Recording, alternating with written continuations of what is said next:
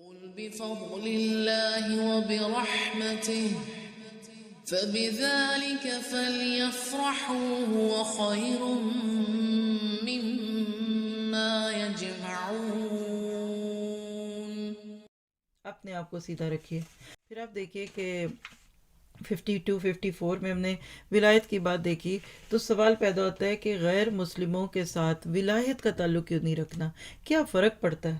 تو یاد رکھیے کہ جو ہم نے بچپن سے جملہ سنا کہ نیچے والا ہاتھ اوپر والا ہاتھ، اس کا فرق، جس کا ہاتھ اوپر ہوگا نا وہ آپ پہ اپنے روپ ڈالے گا. جب آپ غیروں سے مدد لیں گے تو وہ آپ سے اپنے رولز بنوائیں گے، وہ آپ کی پالیسیز چینج کرائیں گے. آپ کے ملک کے قانون ان کے چلتے ہیں، ایسٹس آپ کے ہیں، اون کوئی اور کرے. یہ ہوا آج ہمارے مسلمانوں کے ساتھ. تو آپ جب اللہ سے لے کے کھاتے ہیں، آپ کہتے ہیں ہم کسی کا کھاتے ہیں؟ کوئی جو کسی سے لیتا نہیں اس کو کیا پرواہ ہے کہ میں ان کی مرضی کی بات کروں، اس کو تو حق لینا ہے نا. تو آج بھی بالکل اسی طرح سے ہم جب رزق اللہ کی بجائے بڑی طاقتوں کے ہاتھوں میں سمجھتے ہیں نا تو پھر ہم انہی کے ساتھ چل پڑتے ہیں.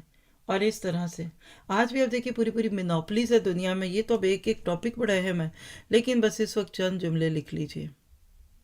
غیر مسلم انبیاء، فرشتوں، قرآن، مساجد اور اہل ایمان کے دشمن اور مخالف ہیں. ان کی دشمنی کھلی پڑ رہی ہے، دیکھ لیجئے.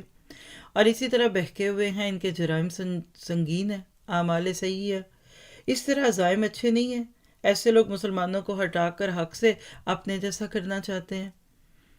اور اسلام اور غیر مسلم دو مختلف طریقے، دو قومی نظریے آج پھر دہرا لیجئے. ان کا مقصد، طریقہ زندگی گزارنے کا سٹائل، انجام بالکل مسلمانوں سے فرق ہے. ہم جب ان کے جوتوں میں پاؤں ڈالتے ہیں تو ہم پریشان ہوتے ہیں. اور یاد رکھیے کہ ایسے لوگ مسلمانوں کو گمراہ اور خود کو حق پر سمجھتے ہیں. یہ سوچ کی خرابی ہے، نشانیوں سے سبق نہیں لیتے. اللہ تعالیٰ آپ کے میرے لیے ان چیزوں کو آسان کرے.